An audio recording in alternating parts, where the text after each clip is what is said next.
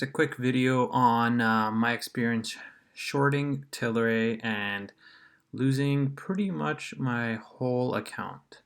So this is TLRY, and around right here is when I started shorting it. Around I think it was around $50 to $60. Can't remember exactly, but I was very bearish on the sector overall. You can see that the whole sector was like consolidating, blah, blah, blah, blah, blah. We've seen this plenty of times where we have run-ups and then we have like absurd drop-offs. So here CGC went down to like 484. So I was kind of expecting like similar movement here, like a pump and then like a huge drop just like previous years, but I guess that didn't really happen, which is very unfortunate for me. So I started shorting right here, and as the price increased, I averaged down. So I did like 100 shares here, and then like another 100 here, and then like another 100 here, and then pretty much I was all out of cash. I can't remember like specifically whether it was 100 here, 100 here, or like where it was, but eventually I was out of cash and I couldn't really short anymore. Actually, I was out of margin as well. So instead of like having a stop loss and letting go of my short, I did the exact opposite. I averaged up. So pretty soon I ran out of margin and I ran out of cash, and what I did was buy puts instead or sell calls instead, because that allows for more leverage kind of. So I would cover my 100 shorts or 100 short position and then buy like 3 or 4 puts instead, because it was about the same cost. So pretty soon what started happening was I was all out, no margin, and then every time we had like a gap up, I believe like even like right here, we had a gap up and I got liquidated real fast because I had I had negative margin actually, so I got liquidated like right at the top.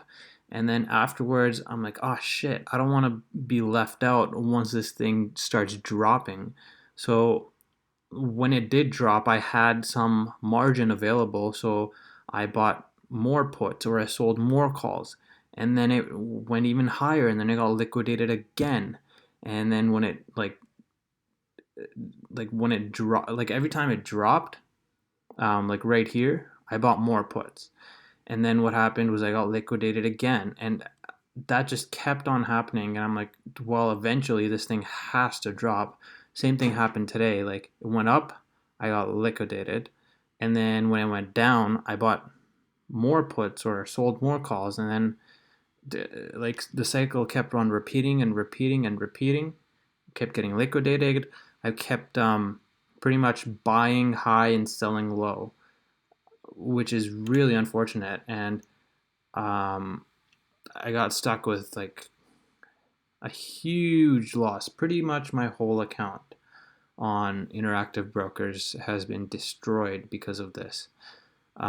Maybe I can recover like a small percentage of it if TLRY drops immensely, but right now my puts are pretty much worthless. So the major takeaway from this is to, instead of averaging up or down, have clear stop losses, and don't go in a trade because you feel something is going to happen. I felt that the market is way too bearish for all these rises. I felt that just because a company invested $5 billion, like I felt that a 30% rise was too much. So I thought like it's going to drop even more, but that's my bias. That's what I thought. I got to let the charts think for themselves. The market, what's the saying? The market can remain rational longer than you can stay solvent. That is very, very true. Especially in bubbles, like prices can get to immense levels before crashes or whatever. I'm not saying this is a bubble, but if you feel like a stock isn't valued where it should be, don't let that bias destroy your account like it did for me.